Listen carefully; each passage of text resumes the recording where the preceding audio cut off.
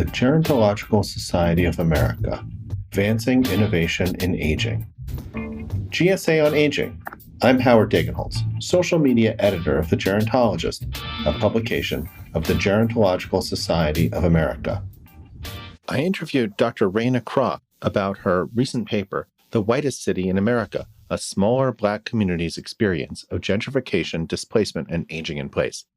Dr. Croft is trained as an anthropologist and is now an assistant professor of neurology in the School of Medicine at Oregon Health and Sciences University. She's based at the Latent Aging and Alzheimer's Disease Center, which supported this study under a grant from the National Institute on Aging. The success of her research really exemplifies the importance of building partnerships and coalitions with communities. The data for her study comes from the SHARP study, a partnership with the Preserve Coalition of Portland that combines oral history, photo imagery, walking, and reminiscence.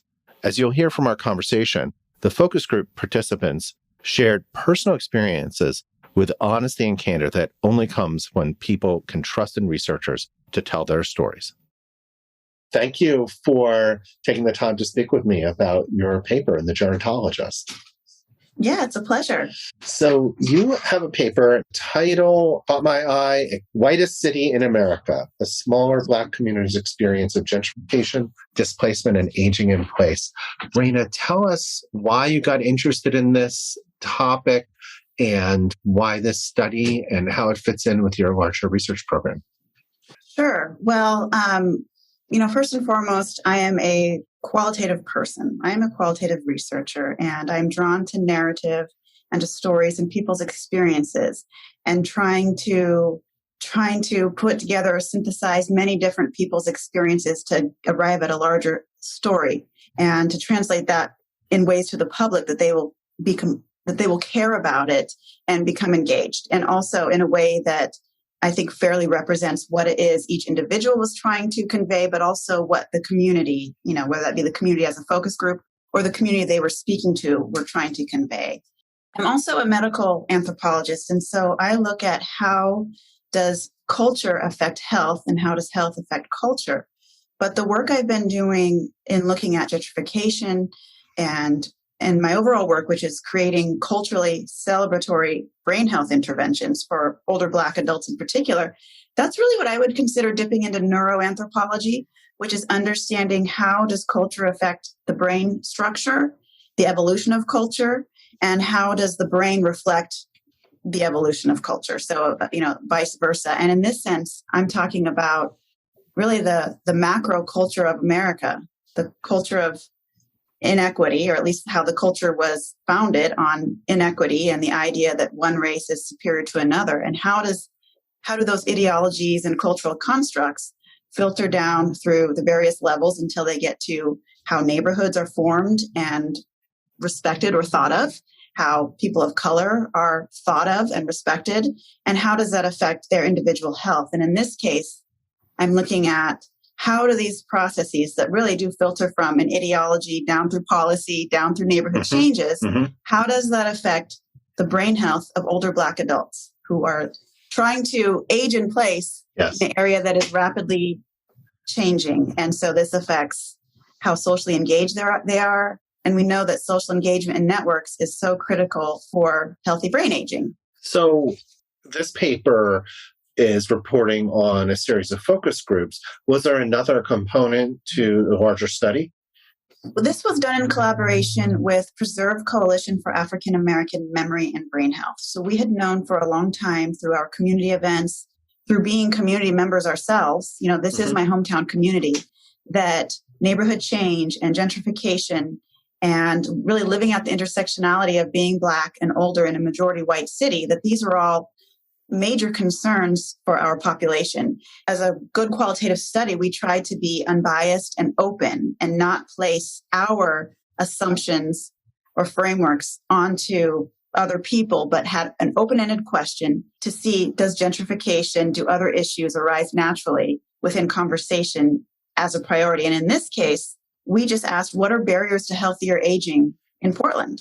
And right away, we saw that neighborhood change, displacement, gentrification arose to the surface and was really dominated conversation throughout. So let's get into some of the findings. So you had identified four major themes in your conversations with members of this community in Portland: the rise and fall of Black ownership, displacement, race-related stress, and financial burden. Can you just give us like a real brief, what do each of those things mean?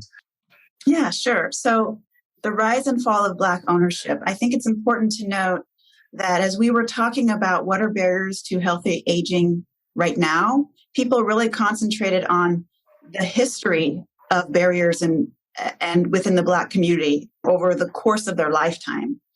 Okay, so it wasn't this, just look at this present time right now, what's happening, but this is really just another event in a lifetime of experiencing discrimination. And so participants talked about the rise and fall of Black ownership, meaning how hard it was in the first place to establish a tight-knit, thriving Black community amidst a majority white city, in a majority white half of the country that had racist redlining policies and practices around mortgage lending and where people could live. And so the rise of Black ownership was hard work, right? And then as that became dismantled because people were systematically denied home loans to improve their homes and their homes succumbed to blight, or as their businesses were not, it was hard to get liquor license or other licenses that they needed to maintain their businesses, that started to decay the fabric of the community. So that's the rise and fall of Black ownership. And it's really setting the stage that gentrification is a years-long process, right? Yeah. I thought that was very rich. And this type of academic scientific writing, you have to really boil these big concepts down, and you don't have the space to do, like a 5-hour, documentary film on the subject. But I was very impressed with the way you captured in the comments and quotes from your participants this story about the liquor licenses. I think that really, and the building permits, I think that really captures a lot of this in a very rich way. Was it difficult to elicit those stories, or were they right on the surface for people? They were right on the surface. I think also my own positionality as being a Black woman from the community. I think that trust building aspect was already built in. And I also think that people were ready to talk about it, and they have been talking about it for a long time. And we were there to listen, and that really means something to our participants. So the next topic was displacement. And as I understand it, correct me if I'm wrong, but this takes into account not just what's going on within these neighborhoods, but also where people are being relocated to and their subjective experience in those new places, right?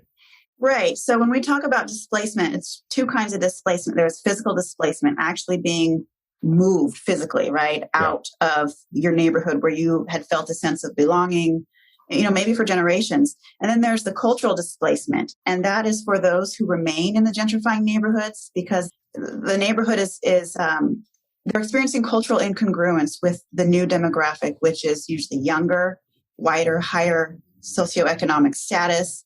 And then for those who are physically displaced, there's a cultural incongruence with the demographic in those areas as well. So it's sort of like either way you go, you're going to experience, it's like a double minoritization, right? We're already Black people in a majority white city. And then to have that area of neighborhoods where we thrived and had this close-knit community, right? And this strong sense of belonging, to have that slowly dismantled, and not really so slowly over time, sometimes not slowly. Yeah, completely exacerbates that feeling of displacement.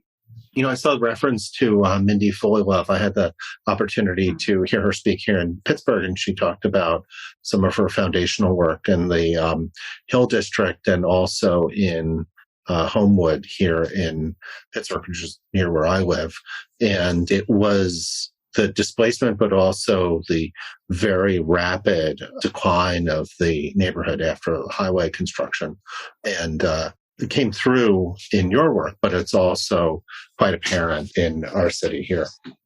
Yeah, there were large swaths of homes that were knocked out for freeway on and off ramps. And participants were remarking how they received pennies for their homes. There was a large hospital project. Again, communities were forced to move and they were not, compensated the true worth of their homes. Yeah. Did you see the article in the New York Times? Was it last weekend? It sort of came up last week, and I think it was in the Sunday Times, about examples of cities that were basically eliminating sections of highway and trying to restore the neighborhoods and communities. The case study that they gave was part of Rochester, New York, where they had essentially filled in the highway because the highway had been sort of dug into a big canyon. And you see that in a lot of places. We see that in St. Paul, Minnesota. We see that here in Pittsburgh. And then essentially reconnected the city streets. But it was slow going in terms of knitting the fabric of the community back together. Right. And I think that's important what you say, knitting the fabric of the community back together, because a community, just like a neighborhood, isn't the physical location. That's certainly a part of it because that provides the close physical proximity to be able to opportunistically see neighbors and people that you know, and to also be seen and have these social interactions. But it's much more than the physicality of the place. It is about those relationships that people have. So race-related stress. So what is how's that defined? So, race-related stress, of course, this is something we see across the lifespan for older Black adults. Well, I would say for any Black person probably, but particularly for older Black adults who have lived through much in their life, right? And so with the race-related stress in relationship to gentrification, as cultural incongruence grows, as there are fewer Black people in a majority white neighborhood, our participants were experiencing an increase in poor service, an increase in service that they felt was related to the color of their skin. And financial burden. And financial burden, of course, this is huge with gentrification. This has to do with place security. And that extends not only to one's ability to afford their home, but how secure do they feel in their neighborhood? Meaning, how able are they to not only afford their neighborhood, but how secure do they feel in their neighborhood in terms of belonging socially, but also knowing that they would have a network of long trusted neighbors to help them successfully age in place. So in terms of the financial burden, just looking at how much is the cost to move away, right? To sell your home and move away. But then what's the social connectivity cost? And then what is the cost of staying? When you are when you feel less and less part of this changing community, you're seen less, and that drives your motivation to go out and be seen is less. And so how is this also prompting isolation, whether you move away or whether you stay in place? And so, of course, the financial piece, you can't ignore that when it comes to housing cost. And also the intergenerational knowledge of housing and wealth building in order to safeguard oneself from devaluing their home, from selling it at a price that is not fair, and really just understanding what one can really receive for their home. So you talk to people who have experienced gentrification, experienced displacement, experienced dispossession. What are the tools? What comes out of those conversations about how can we support these people in the communities where they are living, help them rebuild their communities or find new sense of community? What does that look like? What does that take? Well, I think some of the things that people mentioned were wanting to take up more space at those tables, of those meetings where they're talking about and formulating policies, where they're trying to understand, what strategy or what approach. The older adults in this study desired to have more space at that table. They also just desired, just really logistical things like having meetings at times and places that were convenient to them. Being able to contribute, especially during this time of COVID, if meetings are not happening in person. Many older adults are not that comfortable with technology. How can we still engage them at the table in, using media that they're comfortable with, or in an avenue that they feel confident in being able to communicate? So those are just very practical things, just getting them to the table in the first place. Other issues are moving back to a neighborhood, okay, that sounds great, but the neighborhood again, if the churches have already left, if the affordable grocery stores have left, if those places where they connected as community barbershops and social clubs, if those things have been displaced, what is the draw to come back? And what is the draw to stay? Maybe those things aren't yet fully flourishing in the new locations, and in many places they are. So it's more than just bringing back people for housing. It's looking at what kinds of businesses do we have, and what are one thing I learned about in writing this paper is that businesses are really symbolic. They have this whole symbolic code of how they name themselves, how they look on the exterior, other cultural signals that signals who their clientele is. Oh, that's interesting. Can you give me an example about that? Yeah. Let's say there is a restaurant that uses French in their title, or that has some kind of, the one is just more expensive. Yes. So, and again, I'm learning about how retail gentrification actually is like coded language for people looking to live in certain neighborhoods. Oh, we want to live there. They have a Starbucks. Right. They have a French bakery, craft breweries, dog parks, bicycle shops and bicycle lanes. They have, I don't know, whatever else that would appeal to upper mobile white, or not even just white, but upper mobile socioeconomic status individuals. And so they're seeing themselves fit into that neighborhood, but also fit into that culture. And not only the culture that they maybe already have and are part of, but the culture they want to become a part of, right? Because they need to obtain some of those same symbols to communicate that they are part of this upper rising class, right? So I think that's really interesting. The retail piece is going to interweaves with and really affects people's ability to just afford to live in a place, but also their desire to feel connected and to shop at places that they see a reflection of themselves and their cultural aesthetics. So, a lot of what our older adult participants say is they say that we know that things change. It's not the change that we're against. They know neighborhoods change, but it's wanting to have been a part of that change, to be seen as part of the vision for the future of that community. Right. And these were historically Black neighborhoods, but they were not all Black. They were mixed, and I was born in these neighborhoods. Yeah. And I remember, and I went to high school in these neighborhoods. And so it's not that they were desiring this to be exactly the way it was, but let's keep it diversified. Let's make space for multiple cultures, including recognizing the culture that was there before and that is still there. So, Raina, tell me about your research program and what you're working on now and what's next. Okay, so these focus groups help inform the SHARP study, which is the Sharing History Through Active Reminiscence and Photoimagery. And it is a culturally celebratory brain health intervention for older Black adults. And we walk through these gentrified neighborhoods in North and Northeast Portland. And in triads, our older adults, they have a tablet device and there's GPS triggered historical images of the neighborhood, of historical figures, of everyday events like birthday parties and block parties. And people conversationally reminisce as they're walking on a predetermined, 1 mile route in these neighborhoods. And then this becomes an oral digital history archive. And so the byproduct is they're being socially engaged and they're getting their physical activity, and we can see some improvements in cognitive function. And this includes people with mild cognitive impairment as well.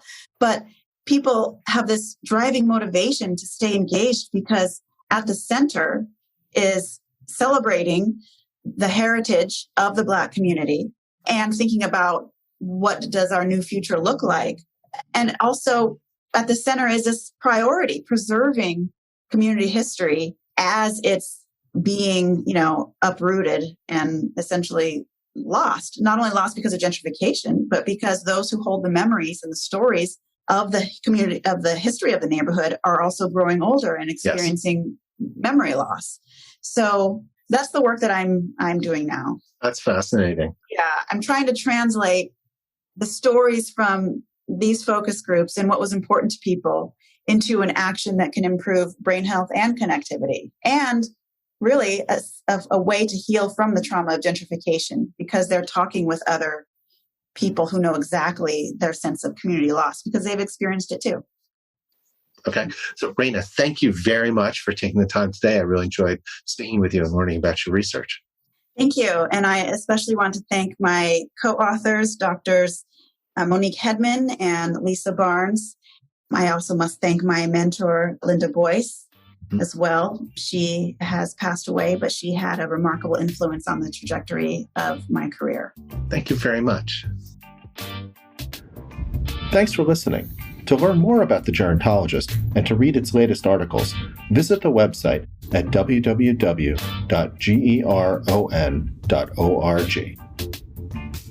The Gerontological Society of America was founded in 1945 to promote the scientific study of aging, to encourage exchanges among researchers and practitioners from the various disciplines related to gerontology, and to foster the use of gerontological research in forming public policy.